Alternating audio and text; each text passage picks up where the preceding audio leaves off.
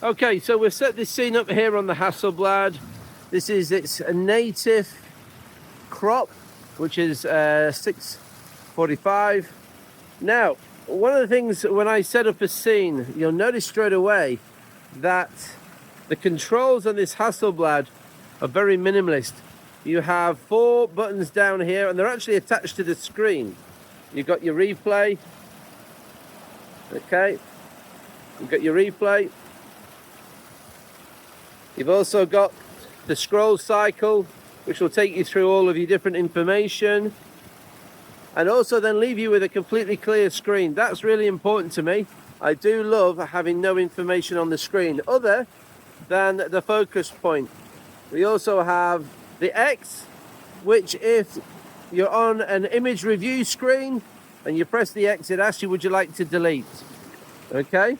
If you're on the live screen, wherever you touch will focus. Pressing the X will send the focus point straight back to the center of the image, and this is your menu. This is fantastic. This is what I love about the Hasselblads. There are 2 screens. You've got this one here, you see this up here? We're on the first of 2 screens. All you got to do, swipe for the second screen. It's so simple. So in the top right corner, we have your crop modes. This is what I love. They have the X-Pan, the 65-24. And you can see immediately it goes an extreme panorama. And this I actually shoot quite a lot. If you do shoot this scene, when you then upload it into Photoshop, you will find that you do have the option to go full screen again. And it will always capture the full image. People ask me, why do I shoot in this way? Because I like to visualize it on location. You've got plenty of other crops as well. You've got your square, your 7:6, your 5:4, your letter, your A4, your 16:9, your 3:2. Oh my God, you've got so many. 2:1. If we do that, you know, it's not quite as aggressive as a crop. And if you go back here to panorama, it's a little deeper again. So I do enjoy playing with crops, but on this one we will go 65/24. You've also got you've got your manual mode, auto aperture, all the other things. Here you've got your white balance, and you can set up your own white balance as well, which is really handy. Autofocus, manual focus. This is genius. Autofocus does exactly what it says. Wherever you place the focus dot, you half hold the shutter button here, and it will of course lock on. It will go from white to green. But what I love shooting with is the manual focus. Now normally with manual focus, you've got to manually focus it with the lens, not the Hasselblad. One time only, wherever you hit your focus point, it will automatically focus once. Isn't that genius? It does it for you the first time. After that, it will not continue to reactivate every time you hit the shutter button. I think that's brilliant. You have self timer that goes from 2 seconds all the way up to 60.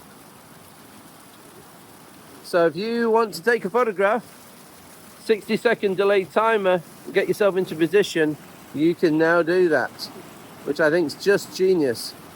Absolutely brilliant. I do 2 seconds. Obviously you've got your f-stops. Everything I love about this is that the numbers are huge. So if you go F8, of course you can change it by the jog wheel at the front, as you'd expect, but you do have the option.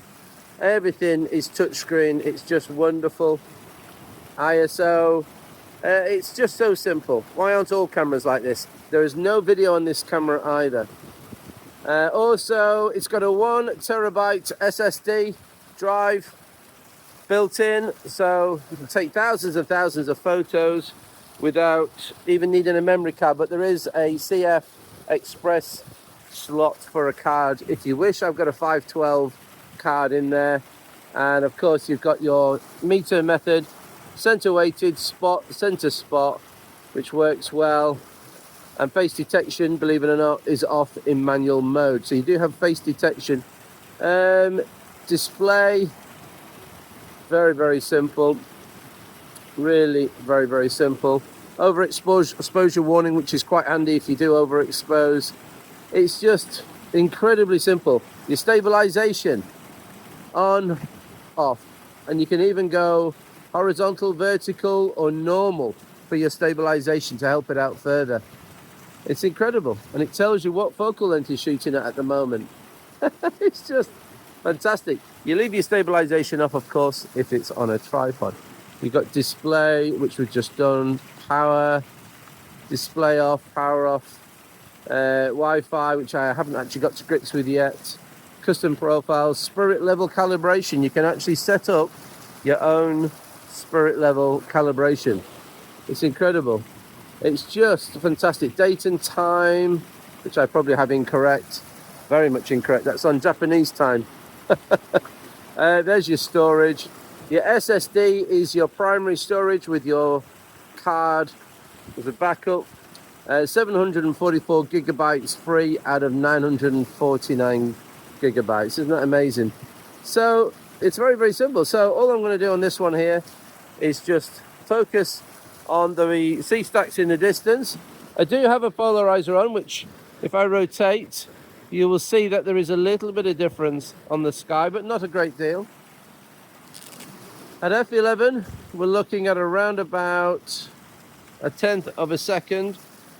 If I pop on a 6-stop filter, and I use case revolution, by the way, there we go. Case revolution, this is a 6-stop, it's magnetic. Okay, you can see here, it just simply slots on the front. Increase it. Gonna get around about 6 seconds. I'm just gonna refocus and fire the trigger. Waves are kicking up, as you can hear. Fantastic, you can finish early here. And there is the image. A little bit of flashing out here, blown out highlights, but it actually isn't. But if I just show you here, the resolution is insane.